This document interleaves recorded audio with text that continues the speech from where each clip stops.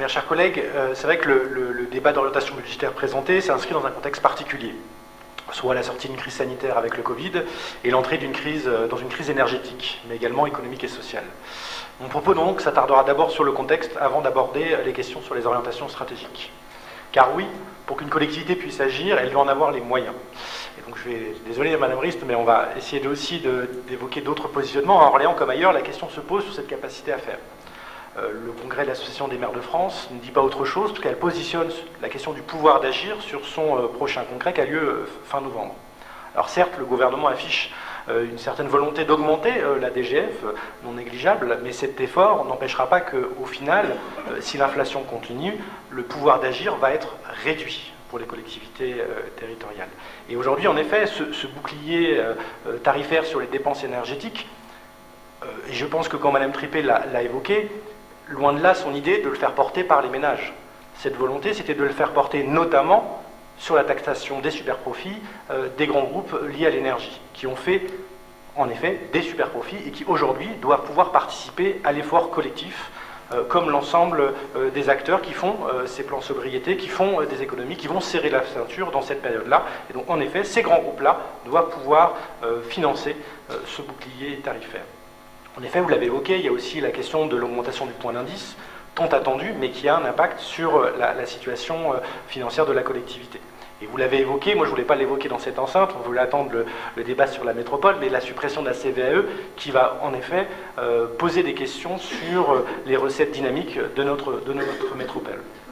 Donc oui, les collectivités, comme tout le monde, doivent faire des efforts, et elles en font, c'est indispensable, mais je pense qu'aujourd'hui, alors sans nationaliser, Aurélien Deverge avait raison, sans nationaliser le débat, mais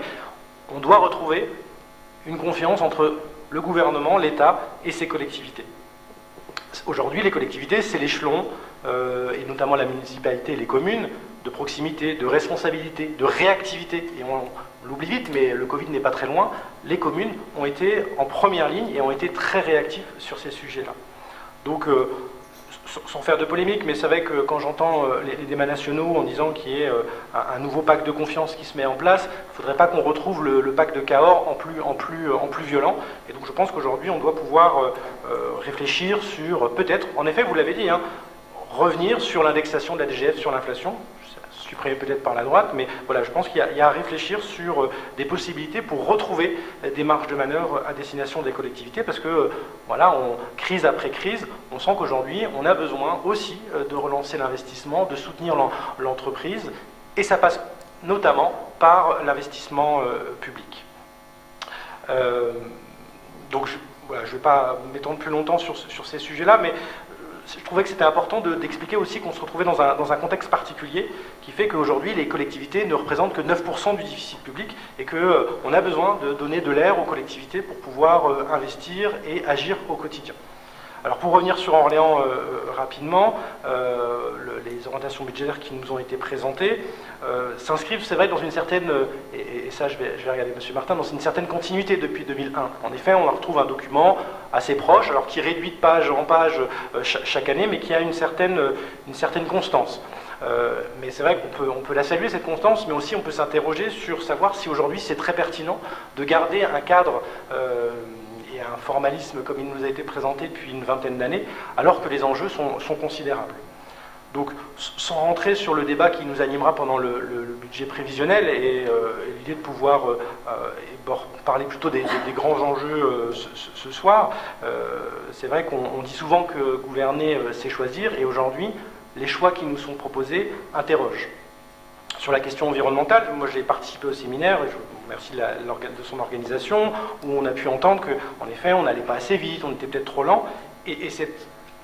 la traduction de ces propos, aujourd'hui, je ne la trouve pas dans les actes, dans ce document-là. Et on se le dit, si on fait des paroles sans des actes, c'est que de la com, quoi. Et là, aujourd'hui, on a besoin d'avoir des traductions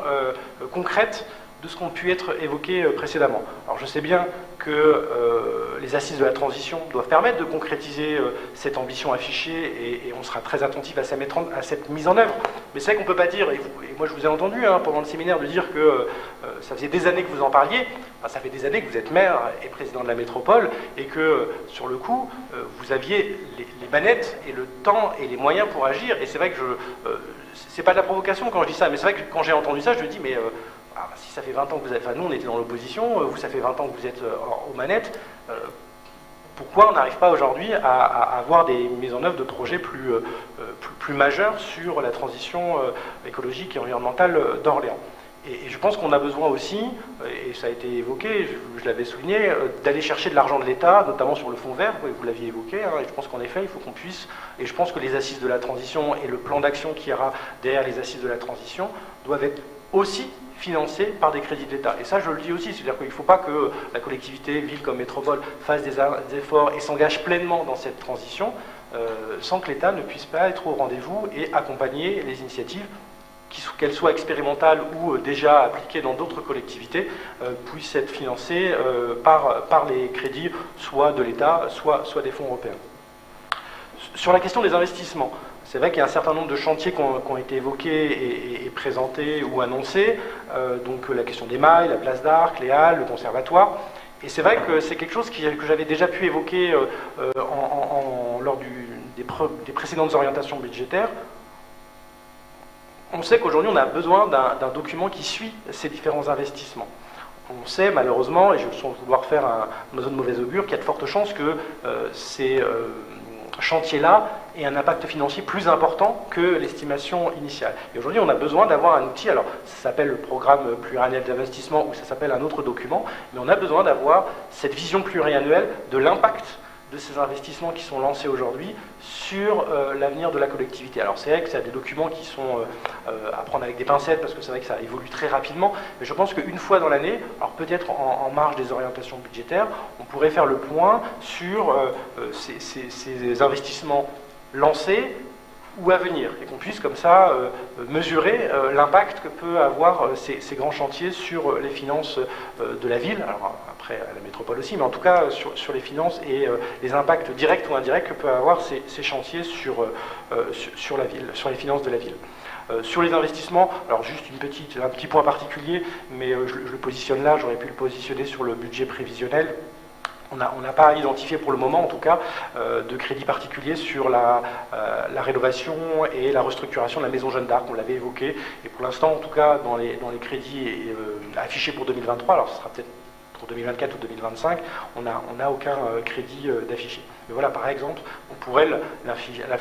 l'afficher dans un programme pluriannuel en disant, voilà, en 2024, 2025 ou 2026, on a des crédits qui seraient fléchés sur tel ou tel